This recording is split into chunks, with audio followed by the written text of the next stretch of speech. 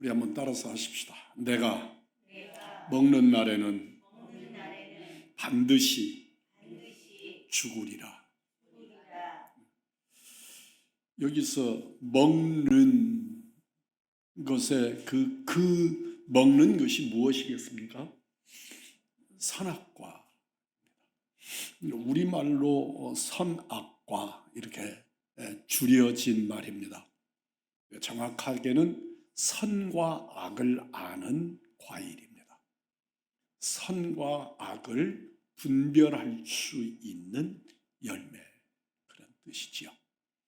우리 주님은 그걸 먹지 말라고 말씀하셔요.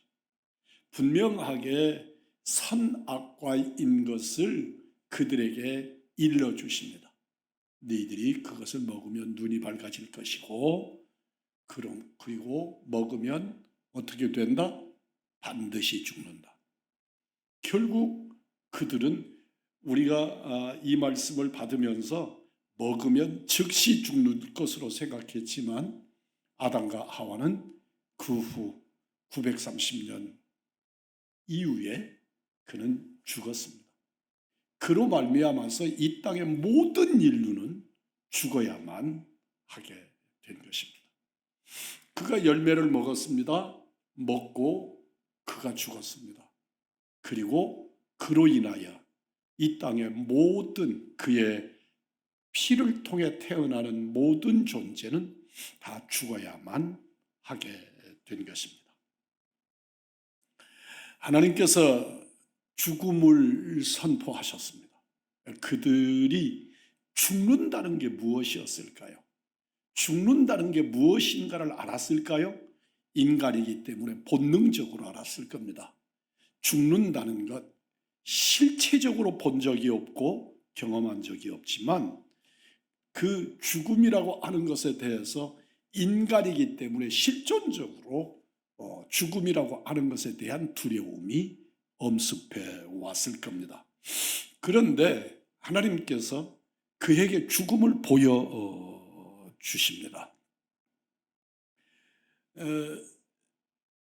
아담과 하와는 동산 나무 사이에 숨어서 왜 부끄럽고 두려워서 숨었습니다. 그 시대에는 아담과 하와 이외에 다른 사람이 존재하지 않았기 때문에 그 누구로부터 부끄러움이 있을 수 없을 것인데도 인간의 본능 속에 밝음 속에 벌거벗었음은 부끄러움이 된다는 걸 느끼기 시작한 것입니다. 그것은 곧 선과 악을 아는 열매를 먹고 난 다음에 나타난 결과입니다. 하나님이 물으십니다. 왜 그곳에 숨었는가?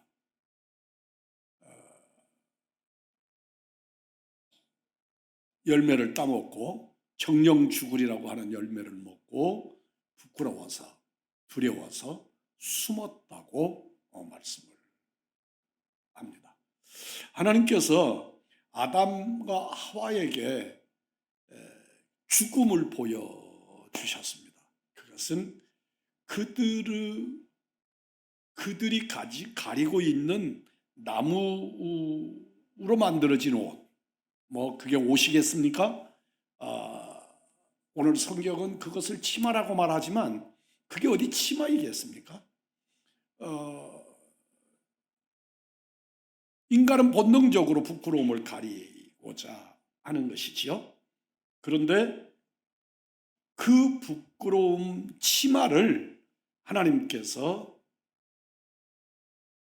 한 생명의 피를 흘리셔서 그 가죽을 취하여서 그들의 옷을 지어 입히십니다.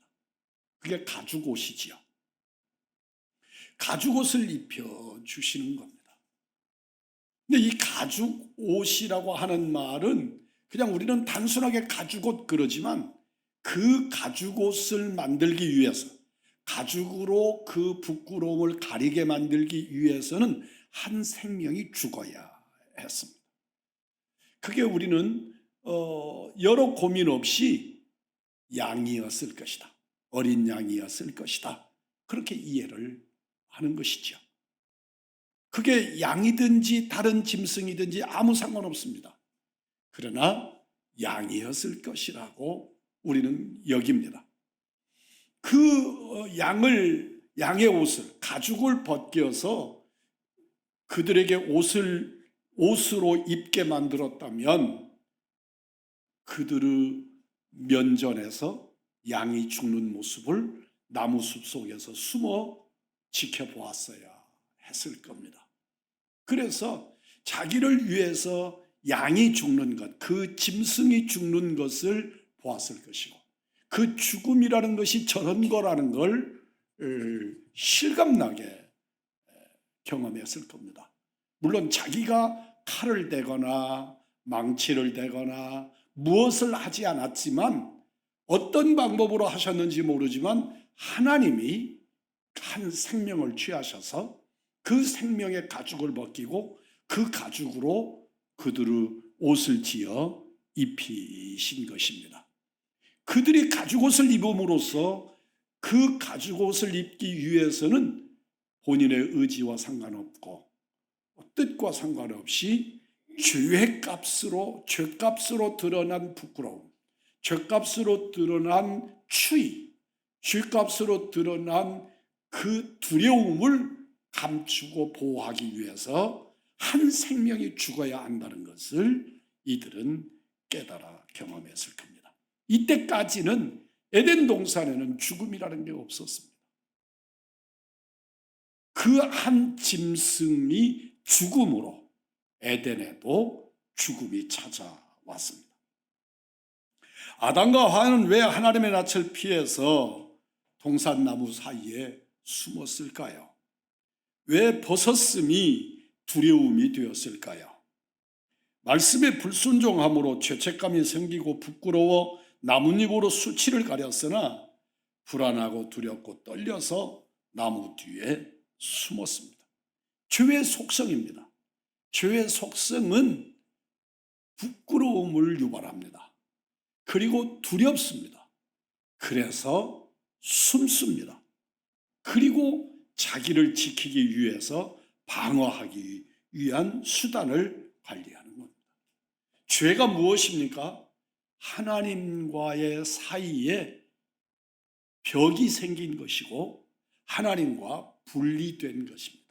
그것이 죄입니다. 물론 성경적 원어에서 말하는 것은 관역에 빗나간 화살을 죄라고 설명했지만 우리가 기억할 것은 에덴 동산에서의 죄는 정확하게 하나님과 분리된 현상이었던 것입니다. 사람과의 관계에 이상이 생겼습니다. 사랑의 관계에도 틈이 생긴 것입니다. 우리는 죄로 인해서 하나님과 우리 사이가 분리되어졌습니다. 하나님과 우리 사이가 분리되면 하나님과 나와 상관이 없는 존재가 되어야 될 것인데도 불구하고 하나님은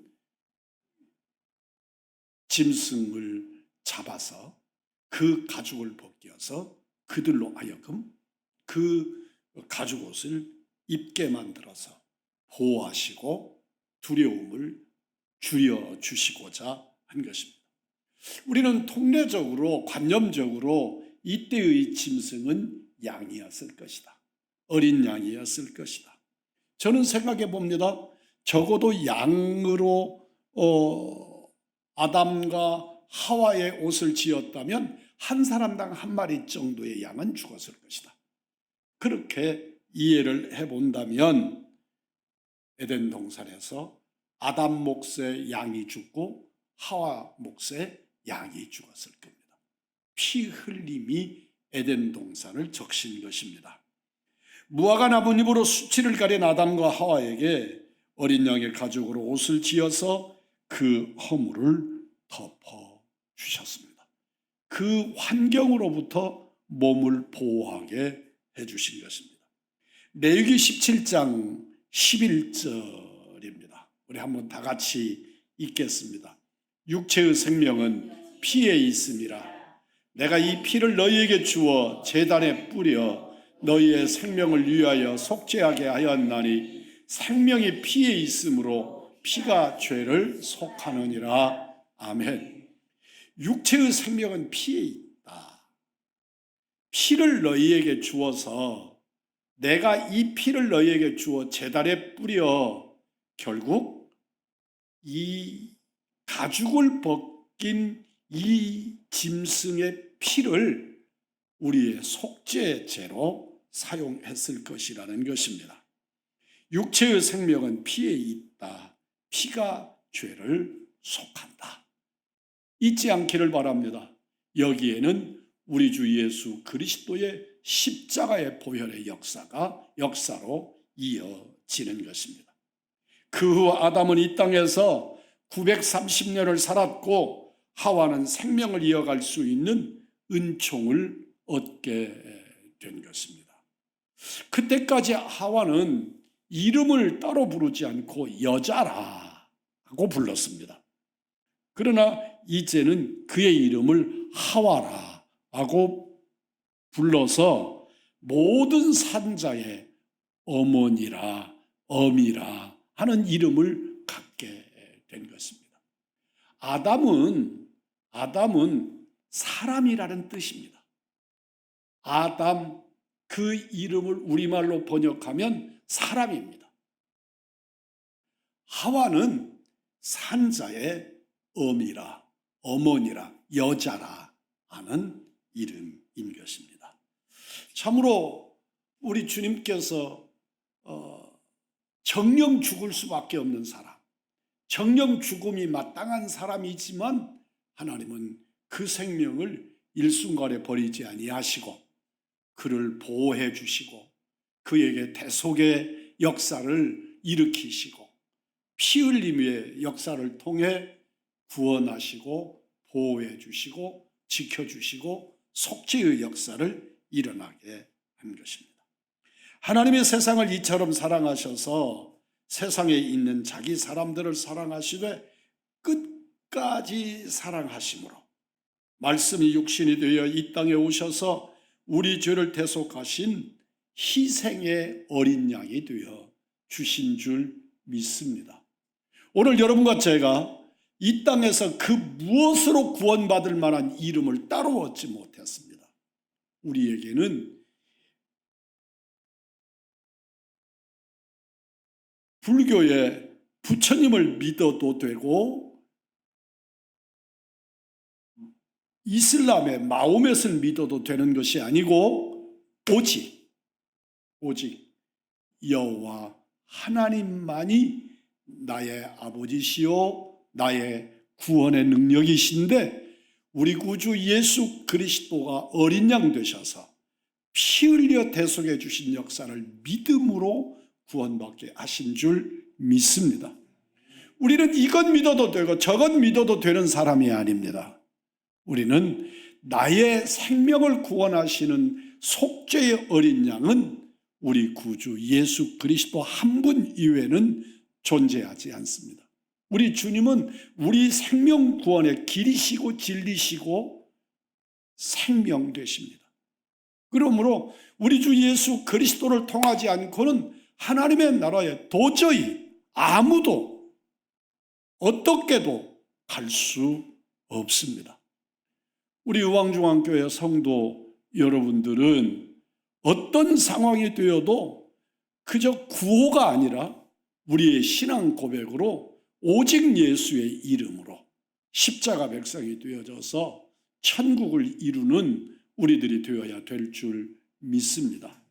우리가 이 세상에 얼마나 오래 사느냐, 얼마나 부하게 사느냐, 얼마나 영광스럽게 사느냐, 그런 건 그렇게 우리가 땅에 있는 동안에는 그것도 중요한 가치가 있는 것이지만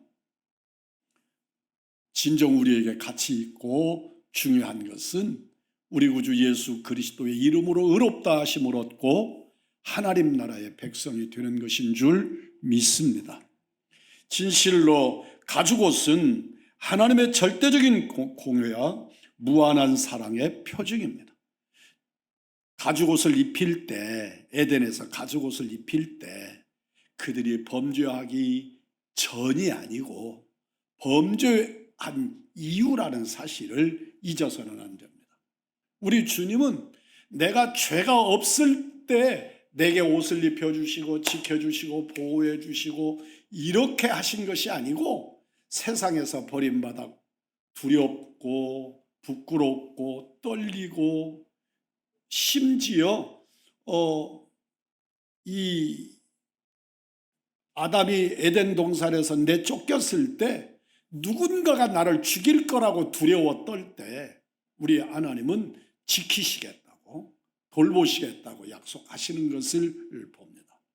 우리는 비록 내가 죄인이고 또 악한 자여 그대로 두면 멸망 이외에 다른 대안이 없는 존재이지만 그러니까 주님이 무관심하신 것이 아니라 그때 우리를 위하여 우리 주님이 피 흘려 죽어주시고 나의 구주가 되어주시고 그래서 우리는 우리 주 예수 그리스도를 믿고 주님 앞에 나가면 우리 주님이 예수의 이름으로 우리를 구원해 주시고 주의 보혈로 대속의 역사를 이루시는 무한한 사랑의 표정이 이 어린 양의 역사다, 피 흘림의 역사다 하는 것을 잊지 않기를 바랍니다.